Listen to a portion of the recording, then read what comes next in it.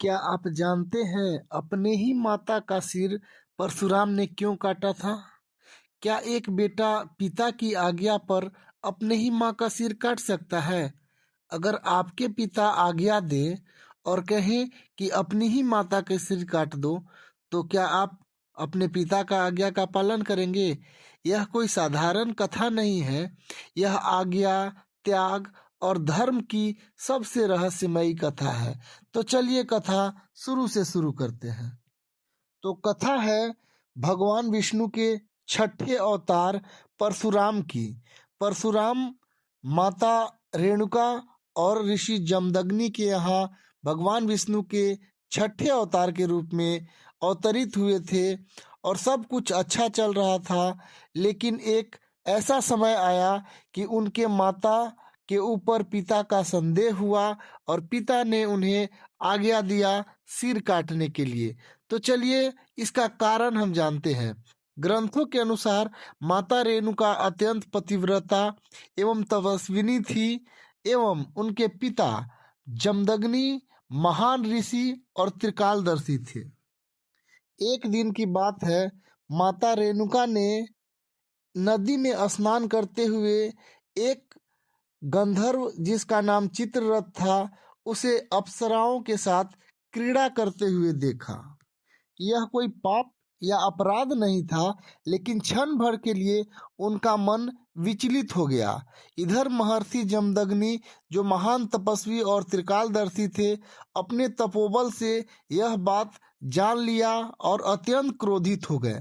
उन्होंने क्रोधवश अपने चारों पुत्रों को और साथ में परशुराम पांचवें पुत्र थे, लेकिन उस समय परशुराम उपस्थित नहीं थे। तो भगवान जमदग्नि ने आदेश दिया अपने चारों पुत्रों को कि आप अपने माता का सिर काट दीजिए। लेकिन चारों पुत्रों ने पिता का आज्ञा मानने से इनकार कर दिया।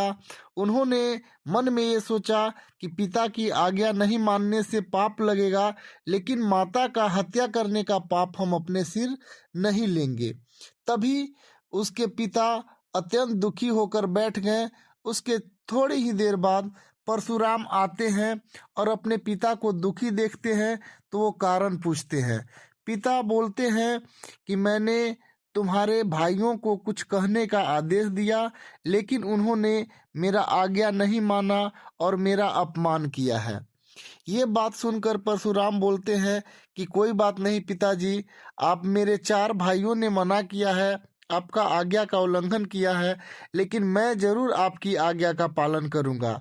तो परशुराम के पिता जमदग्नि पूछते हैं कि मुझे इस बात का भरोसा नहीं है कि तुम भी मेरे बात को मानोगे। तो परशुराम बोलते हैं कि पिताश्री, आप कह कर देखिए, मैं जरूर आपका बात मानूंगा। परशुराम को पता नहीं था कि उन्हें कौन सा आदेश मिलने वाला है। तभी उनके पिता जमदग्नि ने कहा कि तुम अपनी माता का सिर काट दो। अब परशुराम के सामने बहुत गहरी संकट थी, पिता का आज्ञा माने या माता का सिर काटे। उनके पास बहुत बड़ी समस्या आ गई, लेकिन उन्होंने अपने पिता का आज्ञा मानने वाला रास्ता चुना और बिना विलंब किए अपने परशु से अपने ही माता का सिर काट दिया। इस बात से ऋषि जमदग्नि का क्रोध शांत हुआ और वो अत्यंत प्रसन्न होते हुए कहते हैं परशुराम से कि पुत्र, तुम वर मांगो, जो भी मांगोगे वो मैं जरूर दूंगा। तो उसी समय परशुराम ने समय का लाभ उठाते हुए और अपनी माता से प्रेम का इजहार करते हुए वो कहते हैं कि मैं अपनी माता को जीवित देखना चाहता हूँ, आप अपने तपोबल से उन्हें तत्काल जीवित कर दें। ये सुनकर ऋषि जमदग्नि तुरंत अपनी पत्नी को जीवित कर देते हैं। तो परशुराम एक और आशीर्वाद मांगते हैं, बोलते हैं कि आप जो हमारे भाइयों से रुष्ट हैं और क्रोधित हैं, उन्हें आप क्षमा कर दीजिए। और इस तरह से परशुराम ने अपने माता को भी जीवित कर दिया और अपने भाइयों को भी क्षमा करवा दिया। तो ये थी परशुराम की कथा। आपको क्या लगता है? इस कहानी से हमें ये शिक्षा मिलती है कि हमें अपने पिता का बात जरूर मानना चाहिए। हालांकि ये बहुत आसान नहीं था, बहुत ही कठोर और बहुत ही निर्णय लेने वाला काम था, जो कि भगवान ही ऐसा कर सकते थे। और इस कहानी से हमें यह भी शिक्षा मिलती है कि अपने पिता के प्रति हमारा प्रेम होना चाहिए, लेकिन पिता को अगर आप बात मानेंगे, उनका क्रोध शांत कर देंगे, तो आपके पिता भी आपकी इच्छा को जरूर पूरा करेंगे। आप इस कहानी के बारे में क्या सोचते हैं? और अपना कमेंट जरूर करें। बहुत बहुत धन्यवाद।